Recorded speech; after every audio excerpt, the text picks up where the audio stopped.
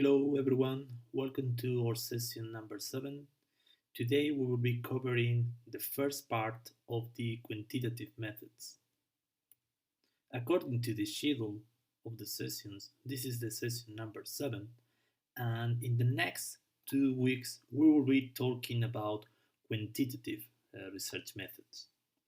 In the two previous sessions, we were talking about qualitative research methods that are connected with the oral and written information. And in these next two sessions, we are going to talk about quantitative methods, which are clearly connected with the numerical analysis. Here you have the learning outcome for this session. So in this session, we will define the main quantitative methodologies, which are the most important quantitative methods. You will understand which are the key characteristics of these methodologies, and you will appreciate how the quantitative methods are designed. I mean, what is the process to design a quantitative approach? And finally, by the end of the session, you will gain the ability to read and understand a quantitative paper, a paper that is using a quantitative approach. The first question that we can consider is why use quantitative methods? Basically, three are the main reasons to use a quantitative method when doing research. The first one is when we want to investigate the relationships between two variables in a population. The second one is if we want to investigate a causal relationship. And the third one is to describe a generalizable fact, like, for example, the maturity of health and safety system in the construction industry, the success failure ratio of construction projects, etc. As I said, one of the main reasons to employ a quantitative approach is because we want to understand the cause effect relationship.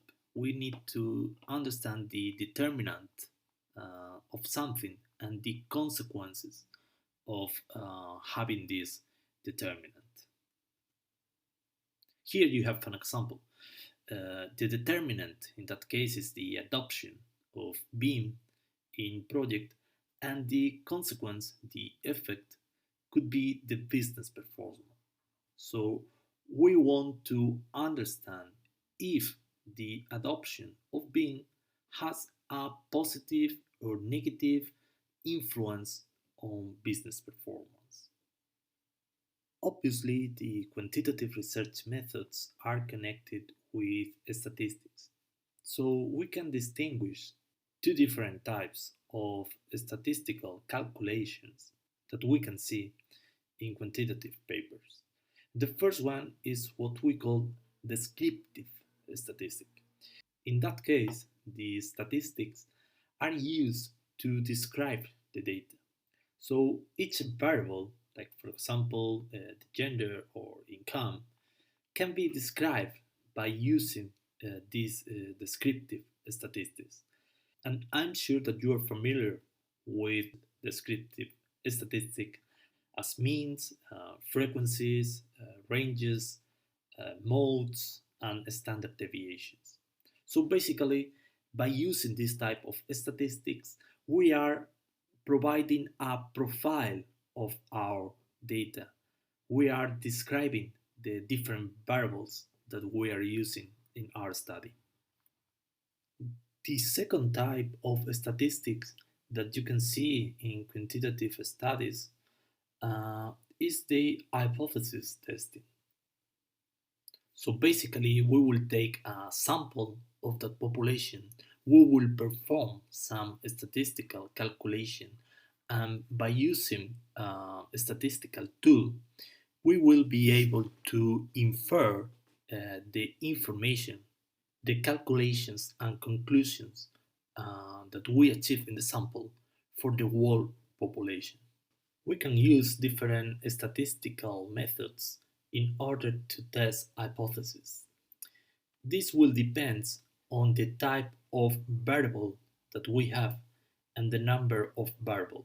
For example, if we have a binary variable, like for example the gender that only can be male or female, we will have to use the t-test in order to check the influence of this binary variable into the dependent variable.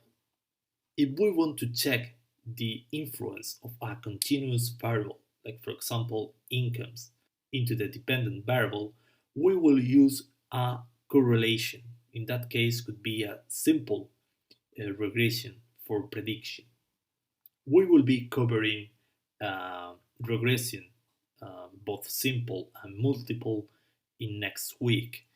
And if we want to check how different variables, which are continuous variables, like for example the income, how these different variables influence the dependent variable, we will use the multiple linear regression.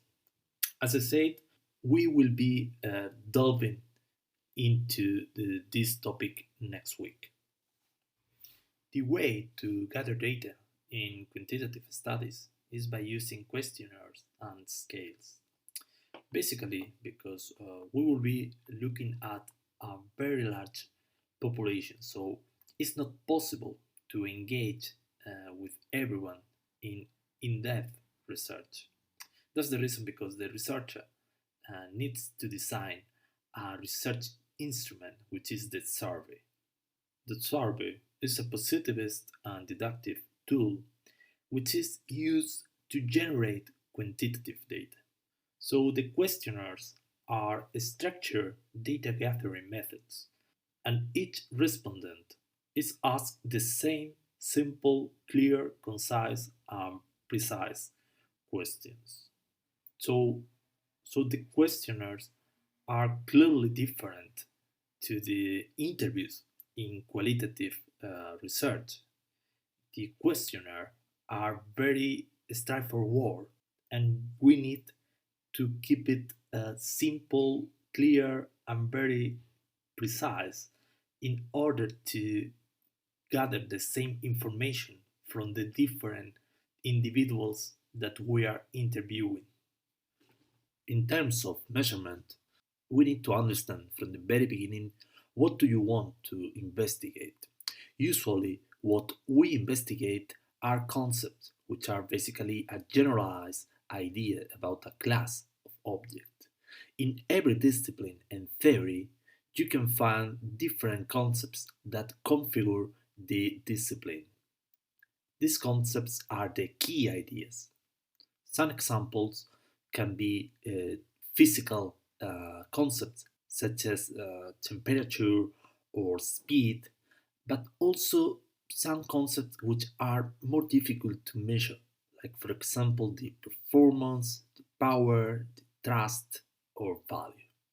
The measurement is the process of describing some property of the phenomenon that you are trying to measure, and the way you will follow in order to measure that phenomenon would be by assigning numbers in a reliable and valid way. Some important concepts you need to be aware of if you are planning to use a quantitative method for your dissertation are the following. The first one is what we call operationalization, which is mainly the process of identifying scales that corresponds to variance in a concept involved in a research process. The second one is the concept of a scale.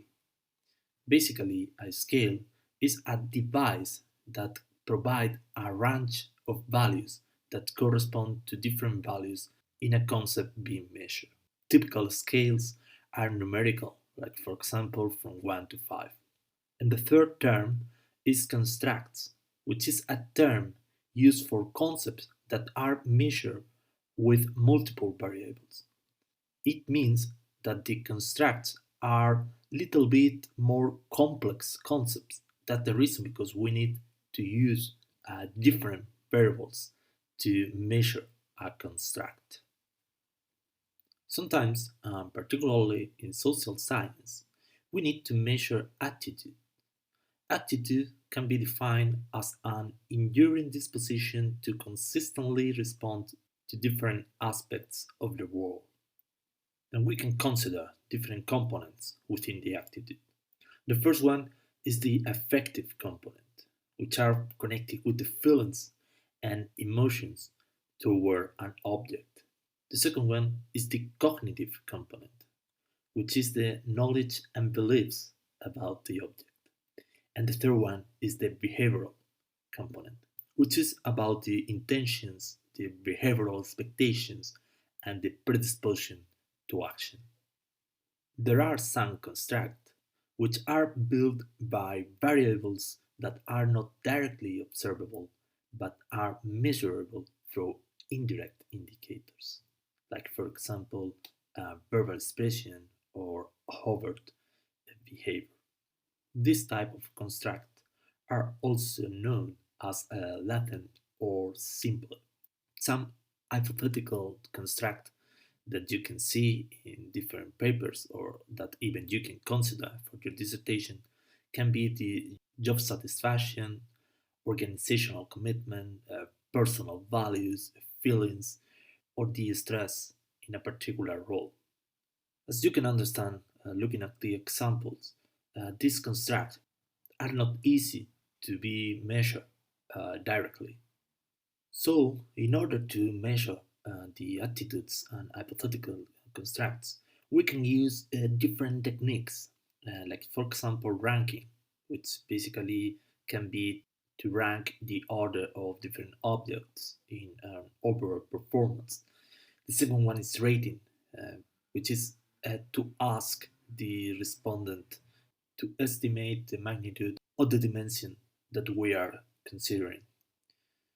Third one is sorting. Uh, you will require the respondent to classify the concepts that you are presenting to them. And the last one is choice, when they have to choose one alternative from a range of different alternatives. And sometimes what we want to measure is the behavioral intention. It's basically to understand how likely the respondent is going to do something. So basically, we want to measure the behavioral expectations of an individual towards an object. Here you can see an example. How likely is it that you will purchase an iPhone 12 Pro? And the options that you will be providing would be: I definitely will buy, I definitely will not buy, I probably will buy, etc., in order to measure the behavioral expectation.